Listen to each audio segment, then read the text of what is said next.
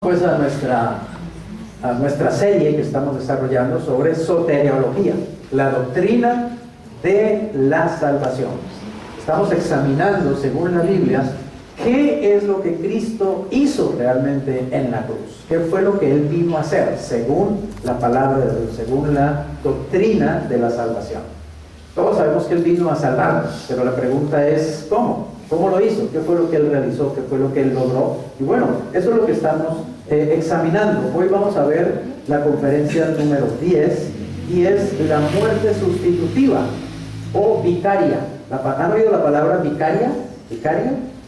¿Sí? La palabra vicaria o vicario quiere decir un sustituto de algo. ¿Sí? Así que Cristo es nuestro vicario en la cruz. Quiere decir que Él fue en lugar de nosotros. Él tomó nuestro lugar en la cruz. Su muerte es una muerte vicaria, porque es una muerte en la que Él nos sustituye a nosotros y Él toma nuestro lugar. O sea que es una muerte sustitutiva.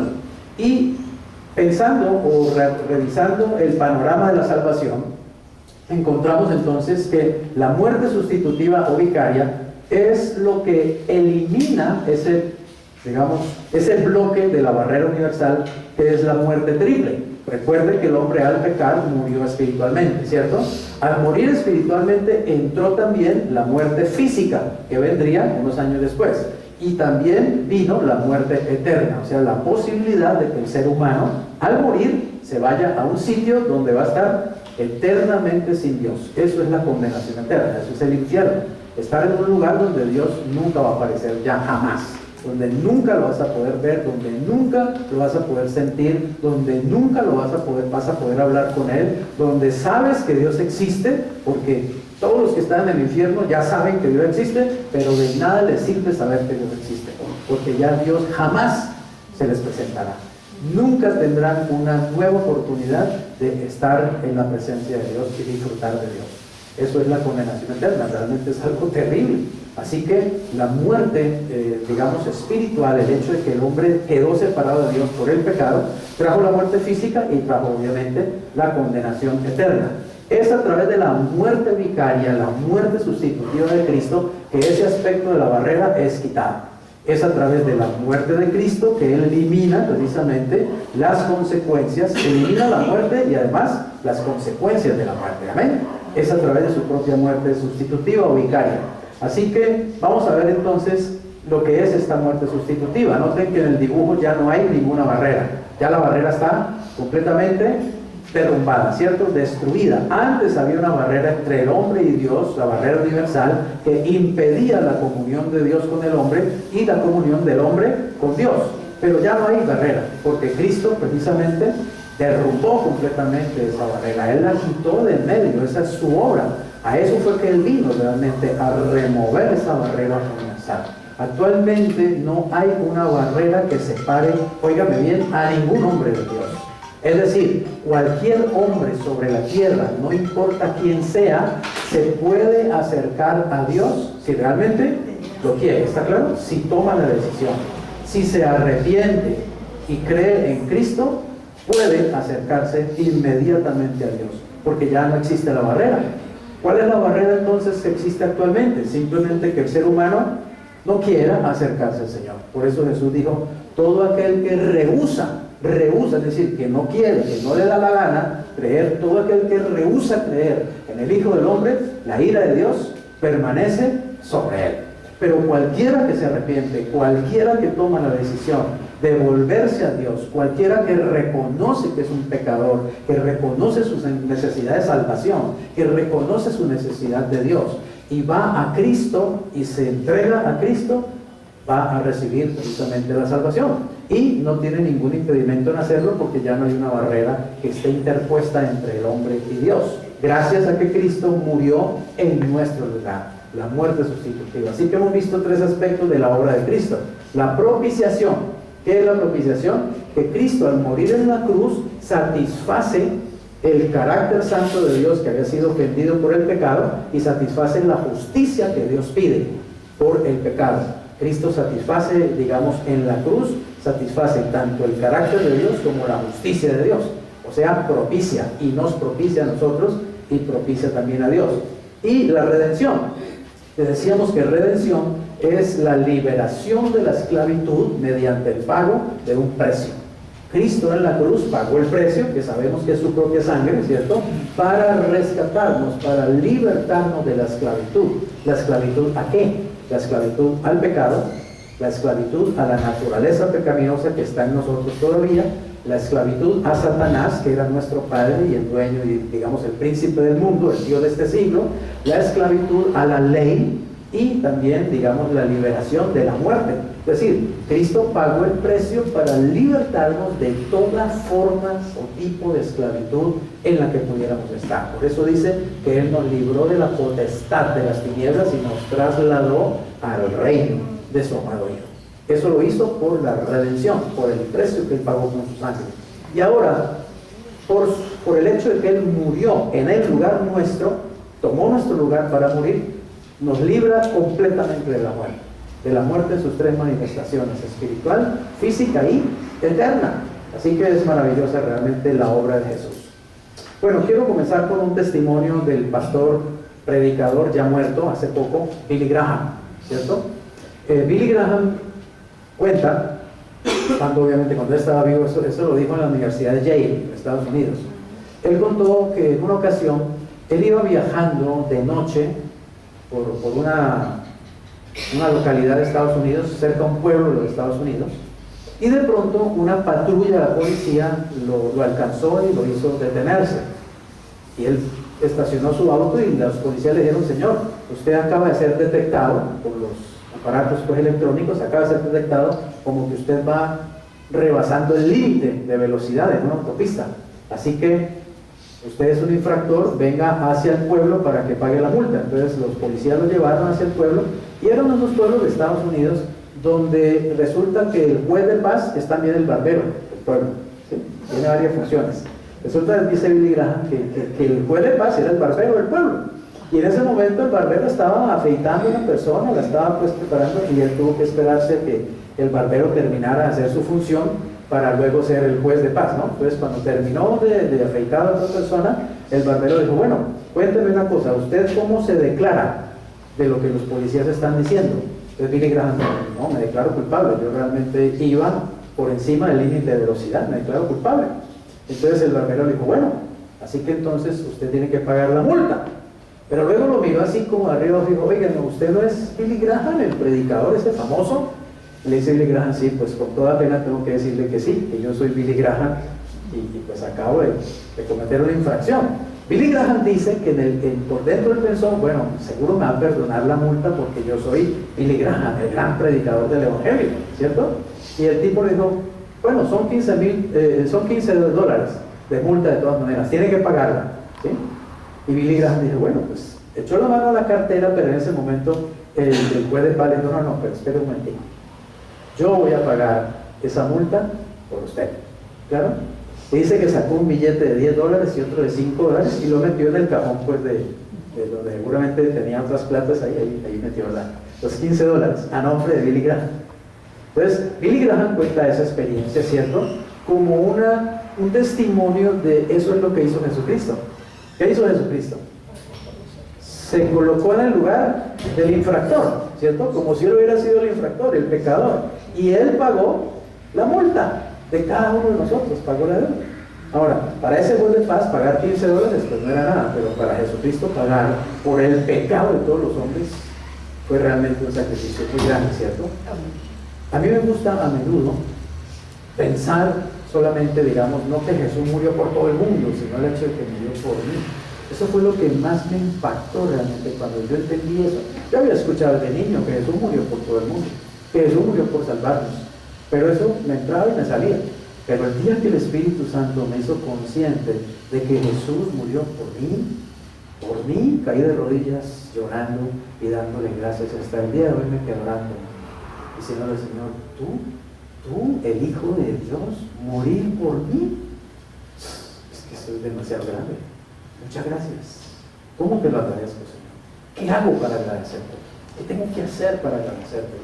Y vivo para agradecérselo todos los días, y se lo agradezco todos los días se lo agradezco. Señor, gracias que tú moriste por mí. Yo quiero que tú pienses eso esta noche, esta tarde. Él murió por ti, ¿no? Sí, Jesús murió por la humanidad, no, por ti, por ti. Mira, te quiero dar un ejemplo. Suponte que Jesús no ha venido al mundo todavía a dar su vida en la cruz para salvar a la humanidad. Pero viene una guerra mundial y ¡pum! Se explotó esto y nos morimos, se murió Raimundo y todo el mundo. Y solo quedaste tú de sobreviviente, solo tú quedaste como el único ser humano sobre la tierra. ¿Sabes una cosa? Solo por ti habría venido Jesús y habría dado su vida. ¿Está claro? Jesús no hubiera dicho, a ver, ¿quién quedó allá? ¿Quién quedó? Ah, no, solo Juan Andrés. Ah, no vale la pena, yo no voy. Jesús habría venido por Juan Andrés.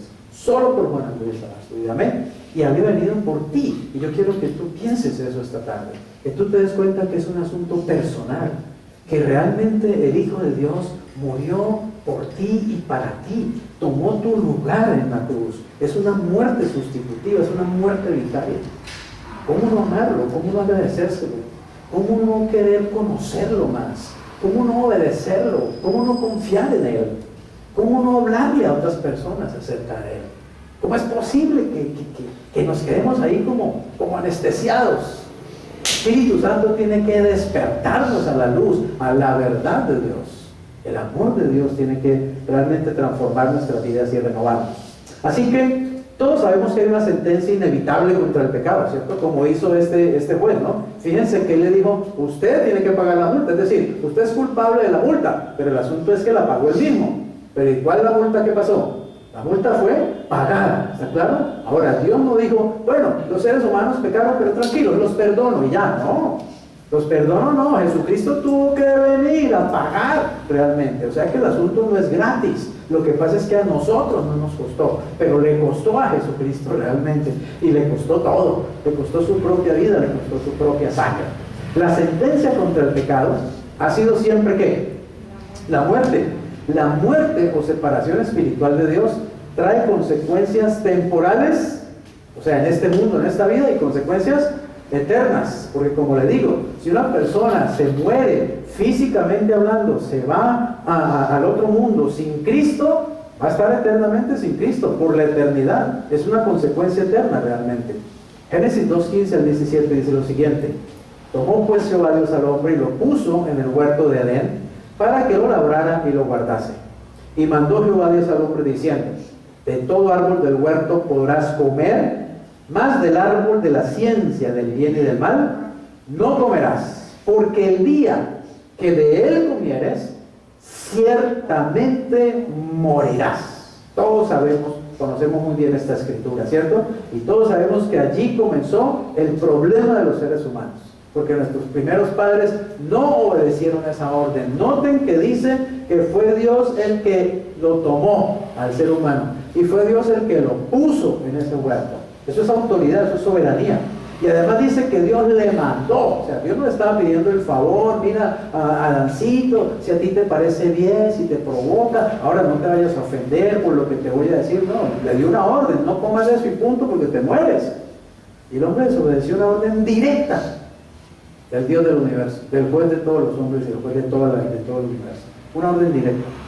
Así que, por eso, digamos, el pecado a los ojos de Dios merece una pena, merece una condena. Y la pena, desde el punto de vista de Dios, no son 100 años de cárcel, ni son trabajos forzados, es muerte, punto, es muerte. La única pena para el pecado desde el punto de vista de Dios es muerte, no hay más. Siempre ha sido así, la muerte siempre ha sido la pena por el pecado. La paga del pecado, dice Romanos 3, es muerte, amén. Así que el hombre entonces tendría que morir, y de hecho tuvo que morir, ¿cierto? Ustedes se imaginan a Adán y Eva que no sabían lo que era muerte, porque son los primeros seres humanos en esta tierra, ¿cierto? Ellos no han visto morir a nadie, ellos no saben qué es la muerte. Pero de pronto Caín, su propio hijo, mata a su otro hijo Abel, lo mata. Ellos se dan cuenta que van y Abel está tirado en la tierra y está saliendo sangre de la cabeza de él, y lo llaman y lo mueven, y Abel ya no está ahí, ya no responde. Es la primera vez que Adán y Eva se encontraron con la realidad, ¿entienden? De la muerte. y la muerte nada menos que tocó a su propia puerta. Les tocó a ellos vivir la consecuencia de la muerte nada menos que con un hijo de ellos. Ellos empezaron a darse cuenta de la consecuencia de lo que ellos habían hecho, de la desobediencia que habían cometido a Dios. La paga del pecado es muerte. Ellos empezaron a ver realmente que el asunto era de verdad muy doloroso, muy triste y muy grave. Murió su hijo Abel, nada menos que a manos de su otro hijo Caín. Ahora, siempre entonces, digamos en la Biblia, en la palabra de Dios, está el concepto del sacrificio. Desde el momento en que el hombre pecó, Dios inmediatamente introdujo el concepto de que tenía que haber un sacrificio por el pecado del hombre, porque tiene que haber una paga por el pecado, tiene que haber muerte por el pecado. Así que en Génesis 3:21 lo encontramos. Dice: Jehová Dios hizo al hombre y a su mujer túnicas de pieles y los vistió. De esto ya hemos hablado, ¿cierto? ¿Cuál fue el vestido que se hicieron Adán y Eva? Hojas, ¿cierto? Cogieron unas hojas de higuera, dice, las pusieron y se hicieron un delantal, dice la Biblia. Hojas de higuera, o sea, ellos cogieron fue esto. Aunque esto está vivo también, es naturaleza viva, ¿cierto? Pero esto es naturaleza vegetal. Pero ¿qué hizo Dios? Dios les cambió ese vestido de hojas, se lo cambió por pieles de animales. Eso implica que tuvo que un animal perder la vida para que Adán y Eva tuvieran ropa, tuvieran vestido. O sea, un animal inocente tuvo que morir por el pecado de Adán y Eva. Desde ahí ya empezamos a ver el concepto de que habría muerte, habría sangre de por medio, ¿está claro? Y de que una criatura inocente sería muerta como si fuera la culpable para cubrir al que realmente cometió el pecado. Yo me imagino que tuvo que haber muerto más de un animal. No creo que con una sola oveja le hubiera hecho vestidos a los dos. Así que seguramente fueron 1, 2 o 3 animales que tuvieron que morir para entregar su piel, para que este par de sinvergüenzas pudieran entonces tener un vestido de parte de Dios. Y eso es lo que ha hecho Dios desde el principio, ¿está claro? Cubrir los pecados de los seres humanos, cubrir nuestro pecado. Desde la antigüedad con sacrificios de animales, pero desde Cristo hasta nuestros días con la sangre preciosa del Cordero. Y ya no solo cubrirlos, sino quitarlos, borrarlos para siempre de su presencia. En cada uno de los estratos de la civilización que las palas de los arqueólogos hayan descubierto, ha habido evidencias de que los hombres les hicieron sacrificios a los dioses. Ustedes han visto eso, ¿cierto? Como las culturas antiguas, acá en América y todo esto, y en Europa también, pues hacían sacrificios de animales, inclusive hacían sacrificios de hombres también. Los aztecas, los mayas hacían sacrificios de hombres, ¿cierto? Sabemos en la historia que le sacaban el corazón a una persona estando viva. Le abrían de una vez y le sacaban el corazón aún todavía palpitando. Eran sacrificios bestiales, ¿cierto? Dios nunca pidió sacrificios humanos. Dios pidió sacrificios solamente de animales, pero el hombre lleva las cosas, precisamente por su pecado y su ignorancia, las lleva a extremos que Dios nunca pidió. Pero las culturas antiguas hacían sacrificios. ¿Y por qué hacían sacrificios? ¿Quién les dijo que había que hacer sacrificios? ¿Por qué casi todas las culturas antiguas hacían sacrificios a sus dioses o a los conceptos de Dios que ellos tuvieran? Porque evidentemente el ser humano desde Adán comenzó a hacer sacrificios a Dios. ¿Sabes una cosa? Nadie puede acercarse a Dios si no es a través de un sacrificio. Nadie se puede acercar a Dios si no es a través de un sacrificio. Y eso lo estableció Dios en el Antiguo Testamento. ¿Y tú crees que hoy es diferente? No. Hoy no nos podemos acercar a Dios si no es a través de un sacrificio. Pero el sacrificio lo hizo ¿quién? Dios mismo lo hizo. Es el sacrificio de Cristo a través del cual nos podemos acercar hoy. ¿Entiende la idea? Por eso es que mucha gente cree que uno se puede acercar a Dios. Ay, Chuchito, hágame un favor ahí, tráigame 3 panelas, como que él fuera Chuchito el mandadero, ¿cierto? Créeme una cosa, nadie todavía hoy se puede acercar a Dios si no es por medio del sacrificio de Jesús. Por eso Jesús dijo: yo soy el camino, yo soy la verdad y yo soy la vida, y nadie puede ir al Padre si no es por medio de mí. Pero el ser humano sabe eso. No, la gente cree que Dios está ahí y yo me puedo acercar a Dios. No, es que como yo soy tan buena persona, Dios me va a atender inmediatamente. Sí, no es porque seas buena persona, es porque vas a través del sacrificio que Cristo hizo. Es porque Cristo derramó su sangre que nos podemos acercar a Dios. Pero ¿cuántos creen realmente en el sacrificio de Cristo? ¿Cuántos han aceptado ese sacrificio de Jesús? ¿Cuántos realmente han recibido a Cristo? Muchos no lo han recibido, por eso se acercan a Dios y no encuentran mucho realmente, y Dios no les responde, y Dios no tiene por qué responderles. Dios no está obligado a responderles. ¿Por qué? Porque Dios estableció, Él mismo estableció que es a través del sacrificio de Cristo que alguien se puede acercar a Él. Si no por medio de la sangre de Jesús, Dios no tiene por qué atenderlo, Dios no tiene por qué bendecirlo, Dios no tiene por qué contestarle. ¿Estamos entendiendo eso? Así que es bueno que la gente entienda por qué necesita a Cristo, por qué hay que creer en Jesucristo. Entonces cuando un musulmán dice, no necesitamos a Cristo, tenemos a Mahoma y creemos en Alá que es el Dios, sí, ñoñi, estate creyendo. Si no es a través de Cristo, no conoces a Dios y nunca podrás realmente entrar en su presencia y recibir sus bendiciones. ¿Estamos entendiendo eso? Porque Dios mismo estableció, el camino único es la sangre, el sacrificio. En el Antiguo Testamento de animales, en el Nuevo Testamento el sacrificio de Jesús. No hay tutía ante eso. Así que la historia bíblica nos muestra precisamente esa historia de los sacrificios. De Génesis 4 hasta el capítulo 33, por ejemplo, encontramos estos casos. Desde el comienzo, Dios estableció el principio, oye bien, es un principio espiritual, según el cual un sustituto inocente tiene que morir para proveer cubierta temporal para la pecaminosidad del hombre. Si no había un sacrificio de una criatura inocente que derramara su sangre, los pecados de la persona que se quiera acercar a Dios no podían ser cubiertos. No había forma de que fueran cubiertos de otra manera. No se podía hacer con hojas de higuera. ¿Está claro?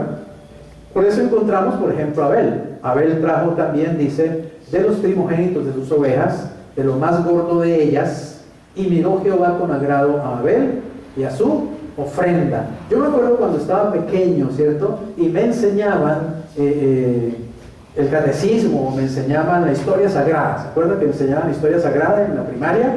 Le enseñaron, ¿no?, las historias bíblicas. A mí me encantaba esa clase. Ahora entiendo por qué me encantaba. Desde niño me encantó la historia bíblica.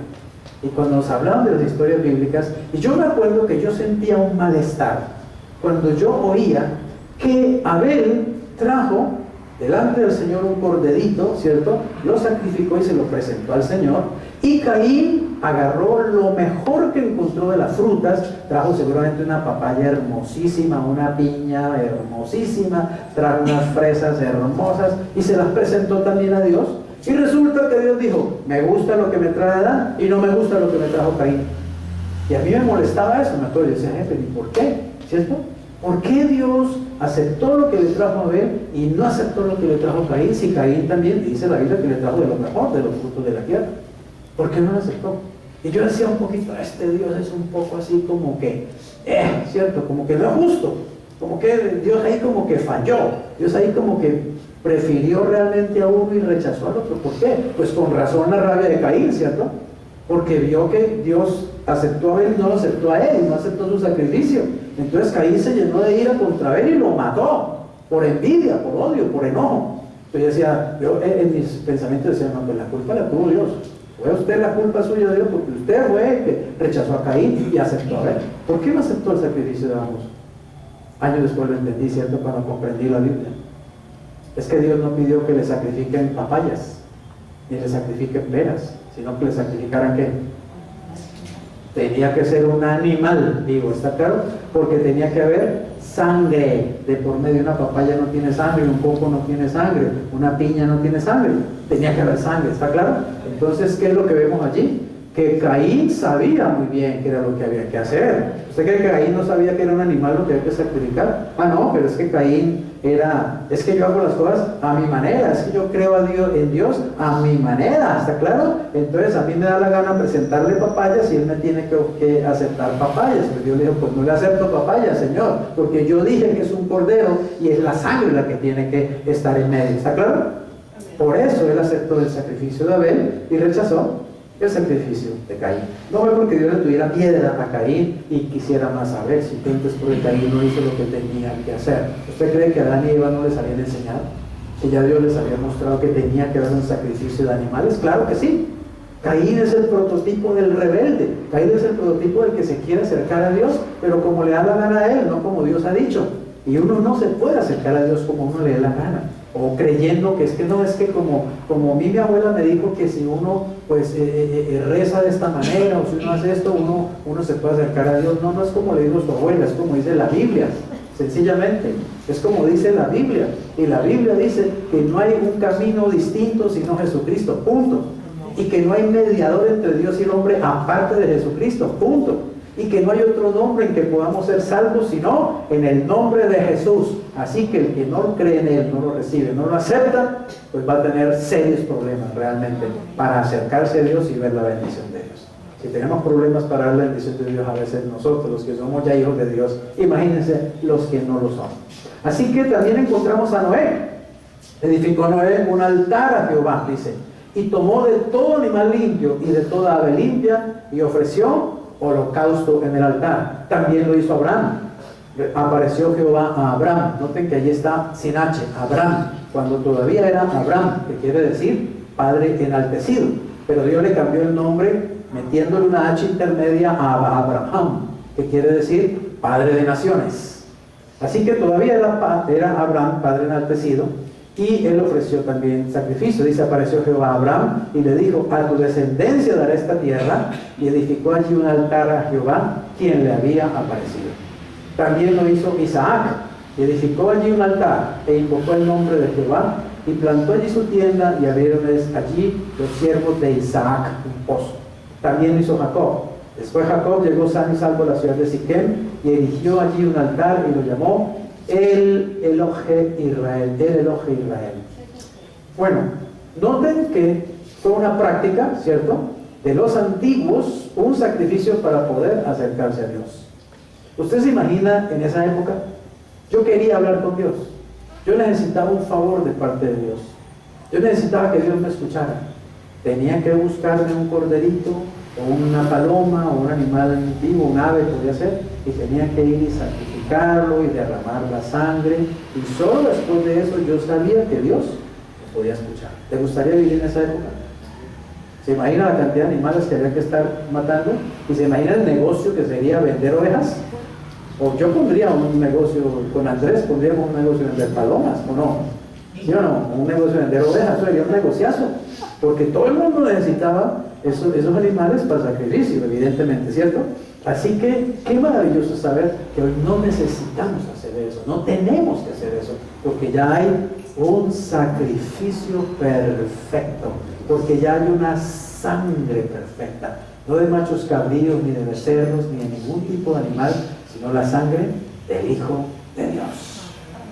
Increíble, pero ni aún así mucha gente se acerca a Dios, ni siquiera viendo el sacrificio de Cristo ya de por medio, ni siquiera estando Cristo como mediador. Muchos aún no se quieren acercar, y muchos cristianos que tenemos la bendición de acercarnos a Dios cada día, tampoco lo hacemos. Dejamos eso para mañana, para pasar mañana, o solamente buscamos a Dios cuando tenemos un problema, porque tenemos un Dios bombero que me apague los incendios. Tenemos que ir más allá de eso, ¿ven? Tenemos que entender realmente quiénes somos, dónde estamos, ante quién estamos. La progresión del sacrificio del cordero, es decir, vamos a ver cómo en la Biblia precisamente Dios fue mostrando una progresión de ese sacrificio.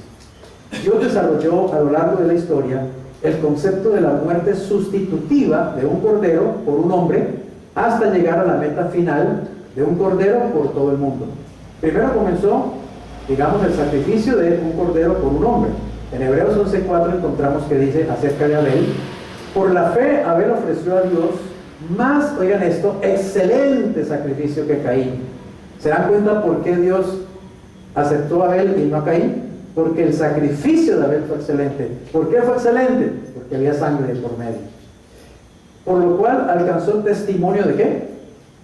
De que era justo. Es decir, Abel fue justificado ante los ojos de Dios, no porque Abel era mejor que Caín, no porque Abel era más bonito que Caín, no porque Abel se portaba mejor que Caín, sino porque Abel se acercó con el sacrificio que Dios pedía. Amén.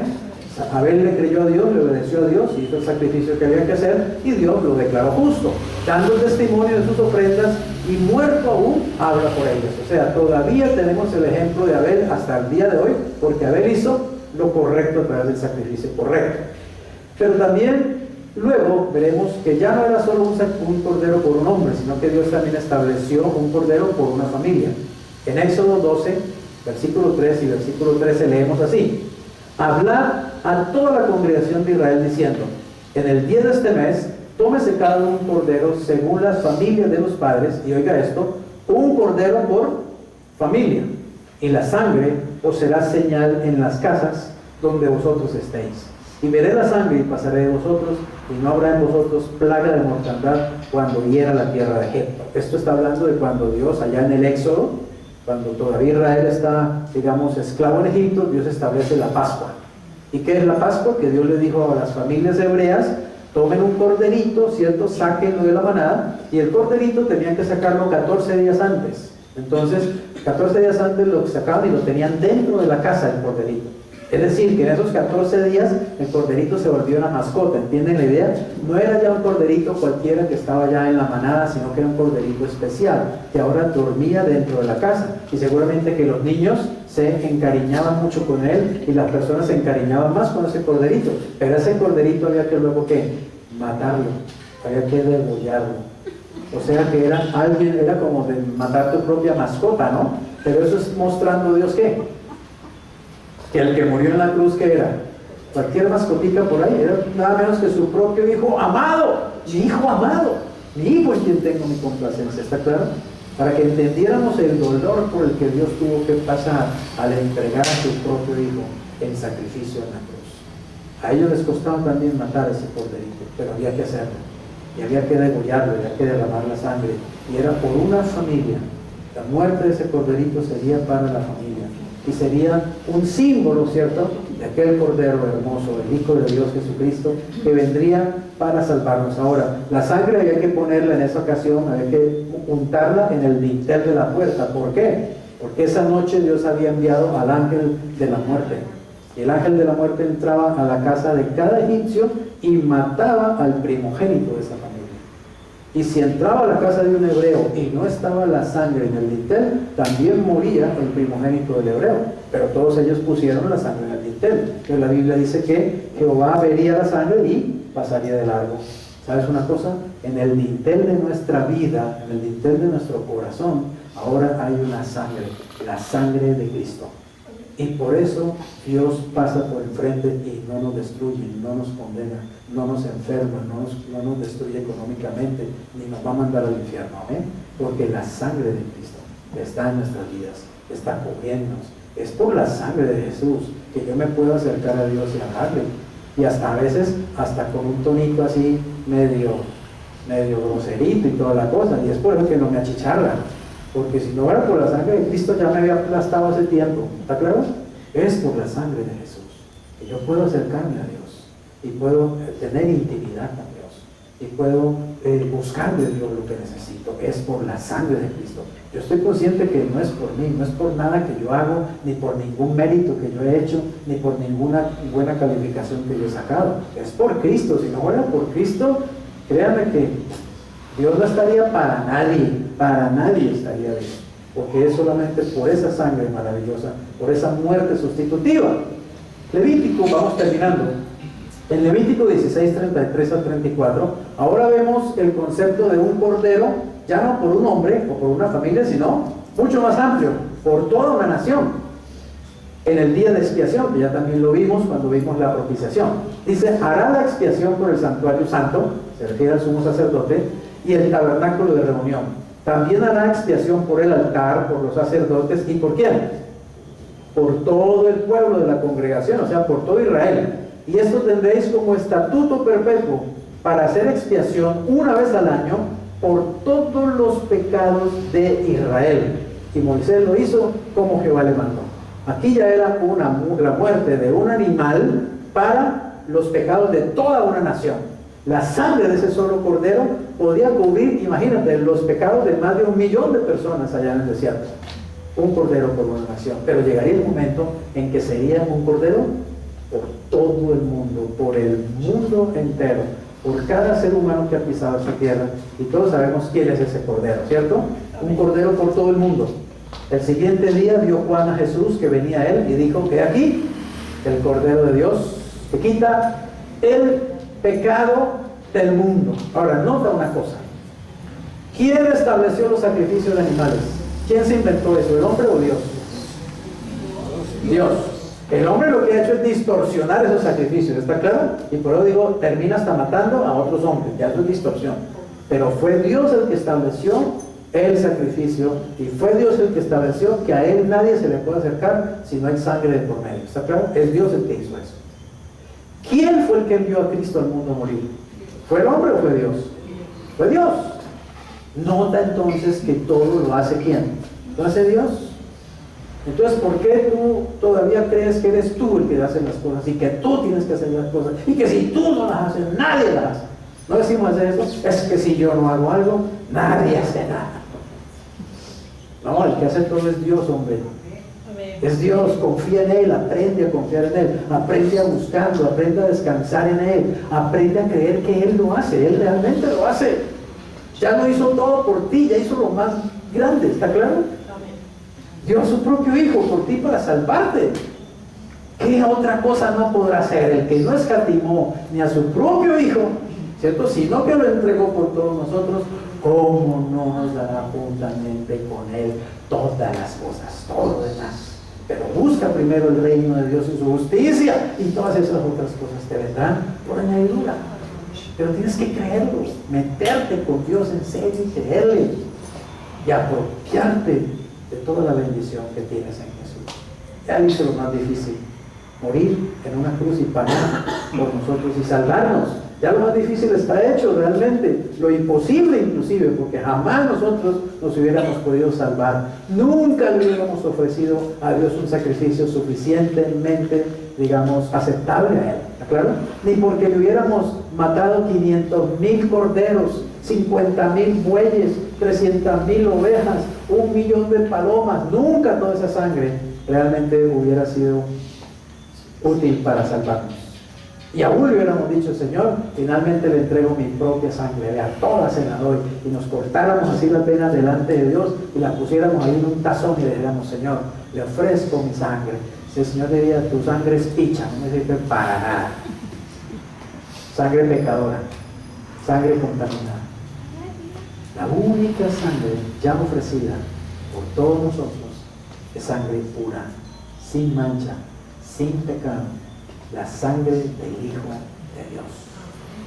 Si no creemos eso, nos vamos a estar inventando otras religiones y otras formas de acercarnos a Dios, y nunca vamos a llegar a Dios, jamás lo vamos a entender. Jesús murió 2 veces, para finalizar. Todos sabemos esto también, ¿cierto? Lo hemos hablado muchas veces. Jesús no murió solamente físicamente, Él también murió espiritualmente. Primero murió espiritualmente en la cruz y luego murió físicamente, porque siempre es así. Primero la muerte espiritual y luego viene la muerte física. Él murió espiritualmente, Él tuvo que experimentar la muerte espiritual, que es la separación de Dios, ¿cierto? Por eso Él clamó al Padre, ¿por qué me has desamparado? Porque en ese momento Él estaba experimentando el alejamiento del Padre. Se había roto su comunión con el Padre. El Padre tuvo que dejarlo, el Padre tuvo que abandonarlo en la cruz. ¿Usted se imagina el dolor del corazón de Dios cuando Él tuvo que darle la espalda a su propio Hijo ahí en la cruz? Dios tuvo que apartarse de Él y dejarlo. Jesús experimentó la muerte espiritual. Y luego vino obviamente la muerte física, que es una consecuencia de la muerte espiritual. En Hebreos 2:9 dice lo siguiente: pero vemos a aquel, o sea, a Jesús, que fue hecho un poco menor que los ángeles, a Jesús, coronado de gloria y de honra, a causa del padecimiento de la muerte, para que, oiga esto, por la gracia de Dios, gustase la muerte por todos. A mí me llamó mucho la atención esta última frase: por la gracia de Dios gustase la muerte. Uno cree que la gracia de Dios es solo, ¿cierto? No, florecitas, rositas, bendiciones maravillosas, un costal de dólares. La gracia de Dios también puede ser muerte para ti. Gracia de Dios. Para Jesús, por la gracia de Dios, Él gustó, oigan esa palabra, gustó la muerte. Y tuvo que gustar la muerte en sus tres manifestaciones: la muerte espiritual, la muerte física, y tuvo que ir al infierno también, porque Jesús estuvo en el infierno. ¿Por qué estuvo en el infierno? Porque estuvo en nuestro lugar. ¿Saben por qué yo estoy absolutamente seguro, y duermo tranquilo de que jamás voy a ir al infierno? Porque Jesús ya fue por mí. ¿Entiendes eso? Él ya fue por mí. ¿Y para qué fue por mí? Para que yo nunca tenga que ir. Entonces yo no vivo con esa angustia que me voy a perder la salvación y me voy a ir al infierno y al último día ya me coge el Señor en pecado y ¡pum!, me fui para el infierno. No entienden la salvación, no entienden la gracia, no han entendido el Evangelio realmente, no han entendido lo que Cristo realmente vino a hacer y qué fue lo que Él hizo. Y ni siquiera lo están creyendo. Yo lo creo con todo mi corazón. Él me salvó, punto, soy salvo. Y vivo feliz todos los días porque soy salvo. Vivo tranquilo, duermo tranquilo, vivo feliz. Por la salvación que Él me ha dado. Él, no yo, Él me la dio. Y a Él sea toda la gloria, y a Él sea toda la honra, y a Él sea toda la adoración. 2 Corintios 5:21. Al que no conoció pecado, oigan esto, por nosotros lo hizo pecado, para que nosotros fuésemos hechos justicia de Dios en Él. ¿Entiendes la tremenda bendición que eso significa? Eso significa que yo soy el pecador, yo soy el transgresor, yo soy el que merece ir al infierno, yo soy el que merece que Dios ni siquiera me voltee a mirar. Yo merezco todo esto. Y aquí está Jesucristo, el justo, limpio, santo, perfecto, sin pecado. Pero pasa lo siguiente: Él hace esto, pasa a mi lugar y me pone a mí en el lugar de Él. Eso es lo que se llama justificación, lo veremos más adelante. La nueva posición que tenemos en Cristo. Él se pone en mi lugar, pero me pone a mí en el lugar de Él. Él ahora está en el lugar del pecador, el infractor, el que no merece que Dios lo mire, el que tiene que ir al infierno. Y yo estoy por gracia, gracia. No es por mi religión, no es por mis méritos, no es porque yo me meta en un cuarto allá a darme látigo. Ay, me aculpa. ¿Sí? No, es por gracia. Él me coloca aquí, en el lugar del santo, en el lugar del justo, en el lugar del inocente, en el lugar del redimido, en el lugar del sano, en el lugar del próspero. Y eso soy por la fe. Todo eso no soy. Gracias a quién, a mí, no, a Jesús, que se colocó ahí en mi lugar y me puso a mí en este lugar. Amén. De que yo sé que yo estoy en este lugar, yo soy feliz, vivo feliz en este lugar, en esta posición. Ya nunca voy a estar acá, jamás voy a estar aquí, porque ya Cristo estuvo aquí por mí. ¿Entiendes eso? ¿Lo puedes entender en el Espíritu? Algo tuyo. Creo que es para ti. Y vivirás sano, vivirás próspero, vivirás feliz, vivirás confiado, vivirás gozoso, vivirás lleno del Espíritu Santo. Nada de nervios, nada de miedo. ¿Por qué? Eres bendecido como nunca antes, porque el Hijo de Dios tomó tu lugar. Vuelve y leo, mira, al que no conoció pecado, por nosotros, pero dilo, por mí, lo hizo pecado, para que yo fuese hecho justicia de Dios en Él. ¿Qué soy yo hoy? Yo soy justicia de Dios, porque estoy en Cristo Jesús. Yo soy justicia de Dios gracias a Jesucristo. Amén. Y es por fe. Y no tengo que dudar eso. Ay, pero sí será cierto. Pero esos tan buenos sí dan tanta. Pues de esos tan buenos sí dan tanto. Porque Dios es un Dios tremendamente generoso y maravilloso. Conclusión: Jesús murió en nuestro lugar para librarnos, y ya eres libre, de la triple consecuencia de la muerte. ¿Y por qué lo hizo? Porque nos amó, sencillamente. Porque me amó. Yo soy absolutamente consciente de que yo no tengo ningún mérito, ninguna honra, ninguna gloria en ese asunto. Toda la gloria y la honra la tiene Él. pero es un regalo que Él me dio a mí. Y eso sí, para recibir, sí, lo recibo completo, lo recibo todo. Amén. Y me lo gozo y me lo disfruto todos los días. Porque es un regalo que Él me dio. Es como que yo no me pusiera la loción que me regalaron Andrés y Carolina. Es un regalo, ¿cierto? Yo me la he hecho. Gracias, Jesús. ¿Sí o no? Es un regalo. No me pusiera la camiseta que me regalaron Wilson y Andrea, ¿no? Me la pongo, ¿cierto? Es mía, es mi regalo. Póngase toda la justicia de Jesús. Póngase la salvación, ¿ok? Vístasela. Póngase el perdón de todos sus pecados. Póngasela. Póngase la coraza de la justicia, lleno de la salvación, el cinto de la verdad, los zapatos del apresto de la paz. Tome el escudo de la fe, tome la espada del Espíritu. Todo eso es suyo. Gracias a Jesús. Es por fe, no hay otra manera de hacerlo, es por fe. Solo tengo que creerlo. Creerlo. Y esa verdad va a transformar mi vida completamente. Gracias a la persona. Todo aquel que está en Cristo, nueva criatura es. Las cosas viejas pasadas, todas son hechas nuevas. ¿Amén? Todas esas cosas viejas ya peguen la patadita. Yo soy una criatura nueva. Amén. Y gócese en el Señor. ¿Y por qué lo hizo el Señor? Simplemente porque me ama. ¿Por qué me va a seguir bendiciendo? Porque me ama. ¿Por qué me va a bendecir mañana? Porque me ama. Simplemente es por su amor. Es eso lo que realmente Él vino a darnos. Un amor extraordinario. Que también nosotros lo amemos, ¿cierto? Que también en nosotros cada día ese amor se haga más fuerte, se haga más consciente, más maduro. Que lo amemos realmente. Créanme que si lo amamos, cumplimos todo lo que Él desea de nosotros. En el amor está el cumplimiento absoluto de la ley de Dios, y es todo lo que Dios pide de nosotros. Ame a su esposa, ame a su esposo, ame a su amigo, ame a su hermano, ame a su primo, ame a su hermano en Cristo, y ame a su enemigo también. A su enemigo también, ámelo. Y verá que usted vive feliz de la vida, tranquilo, sano, feliz, gozoso, próspero, bendecido. Va a vivir bendecido toda la vida. Amemos. Amén.